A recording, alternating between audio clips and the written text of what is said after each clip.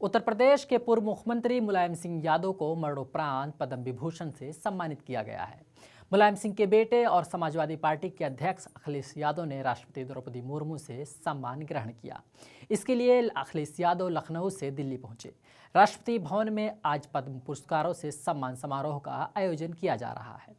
UP के पूर्व CM Mulayam Singh Yadav को मिले पद्म विभूषण सम्मान को ग्रहण करने के लिए अखिलेश यादव दिल्ली आए हैं। इस दौरान अखिलेश यादव के साथ उनकी पत्नी और मैनपुरी से सांसद डिंपल यादव भी मौजूद रहीं। पहला नंबर एक किसान है, फिर नौजवान है और फिर व्यापारी है। किसान पैदावार करेगा, नौजवान संघर्ष करेगा, मेहनत करेगा, फौज में जाएगा, पुलिस में जाएगा, पीएससी में जाएगा। कुछ लोग अपने खेती में काम करेंगे। ये नौजवान हैं। और व्यापारी को भी नफरत नहीं करना चाहिए।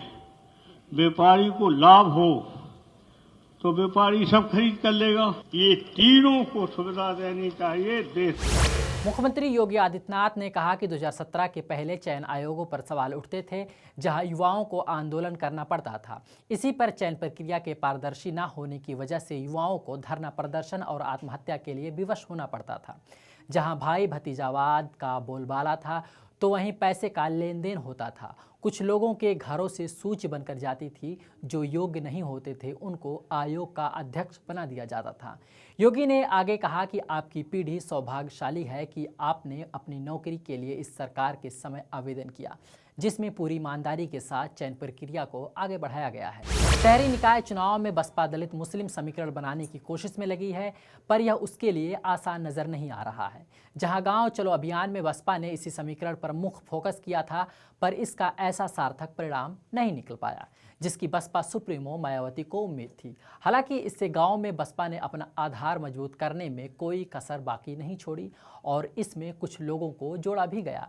ऐसे में सभी कोऑर्डिनेटरों से कहा गया है कि जिन सीटों पर दलित और मुस्लिम मिलकर जीत हासिल कर सकते हों, वहां दोनों को ही बसपा से जोड़ने के लिए एड़ी चोटी का जोर लगाना पड़ेगा। इसी समीकरण के साधने वाले उम्मीदवार चुने जाएंगे। यूपी का वर्तमान चुनाव परिणाम बीएसपी के करोड़ों लोगों की रात दिन की कड़ी तन मन धन की मेहनत का ये वाजिब फल कतई नहीं है। फिर भी बाबा साहब के अनुयायी पार्टी होने के नाते इस पार्टी के लोगों को अपनी हिम्मत कतई नहीं हारना है, बल्कि पत्थर काट कर रास्ता बनाने का अपना प्रयास व संघर्ष हर हाल में आजीवन जारी रखना है। जबकि ऐसे खराब राजनीतिक हालात बीजेपी ने भी देखे हैं, जब आज़ादी के बाद से काफ़ी लंबे समय तक देश में राज करने का मौका यहाँ की जनता ने इनको नहीं दिया था। प्रयागराज के उमेश पाल हत्याकांड की साजिश में शामिल माफिया अतीक के बहनोई मेरठ निवासी डॉक्टर अखलाक की गिरफ्तारी के बाद धीरे धीरे परतें खुल रही हैं। अभी तक की जांच में पता चला है कि हत्याकांड से पहले और बाद में भी अखलाक और उनकी पत्नी आयशा नूरी ने अतीक के अलावा अन्य आरोपियों की भी पूरी मदद की थी। वहीं शूटरों को भी पनाह देने के मामले में भी उन्होंने आर्थिक मदद दिलाने में भी इनकी भूमिका रही है। फिलहाल पुलिस अखलाक सहित उसके परिवार के सभी सदस्यों के बैंक खातों को डिटेल खंगाल रही है। तो वहीं सूत्रों के अनुसार इस हत्याकांड के बाद कई खातों से मोटी रकम निकाली गई है, जबकि इस अवधि के दौरान अखलाक या उसके परिवार में ऐसा कोई बड़ा काम नहीं हुआ जिसके लिए मोटी रकम की जरूरत पड़ी हो। उत्तर प्रदेश नगर स्थानीय स्वायत्त शासन विधि अध्यादेश 2023 में ऐसी व्यवस्था की गई है कि जिससे सभी वर्गों को उसकी आबादी के हिसाब से हिस्सेदारी मिलेगी। राज्य सरकार के इस अध्यादेश में आरक्षण के लिए तय की गई प्रक्रिया से अब आरक्षित वर्ग को प्रतिनिधित्व न मिलने की शिकायतें दूर हो जाएंगी। जहां अध्यादेश में आरक्षण चक्रानुक्रम की नई व्यवस्था के मुताबिक आरक्षण का चक्र तब तक पूरा नहीं माना जाएगा जब तक सभी वर्गों को आरक्षण नहीं मिल जाता है। ऐसे में अनुसूचित जाति, अनुसूचित जनजाति और पिछड़ों के आरक्षण का चक्र पूरा होने तक चक्रानुक्रम व्यवस्था को शून्य नहीं माना जाएगा। तो वहीं इस अध्यादेश में दो प्रमुख बदलाव किए गए हैं। पहला, आरक्षण की पुरानी चक्रानुक्रम व्यवस्था को शून्य माना जाएगा। दूसरा, निकायों को एक इकाई की जगह 3 इकाई मानते हुए चक्रानुक्रम की नई व्यवस्था को लागू किया जाएगा। यात्रियों को करंट टिकट की बुकिंग पर भी पूरा किराया देना होगा। पहले से चली आ रही 10% की रियायत अब समाप्त कर दी गई है।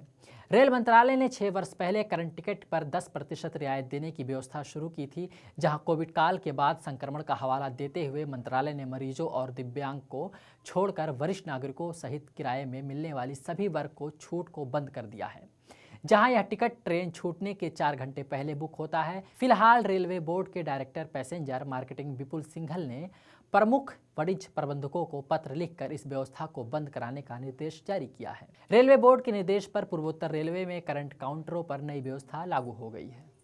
गोरक्ष नगरी को विकास के नए पंख लगाने के लिए मल्टीनेशनल कंपनी पेप्सिको अपना प्लांट लगाने जा रही है, जहां 1071 करोड़ रुपए का निवेश कर गोरखपुर औद्योगिकी विकास प्राधिकरण में बॉटलिंग प्लांट लगाया जाएगा।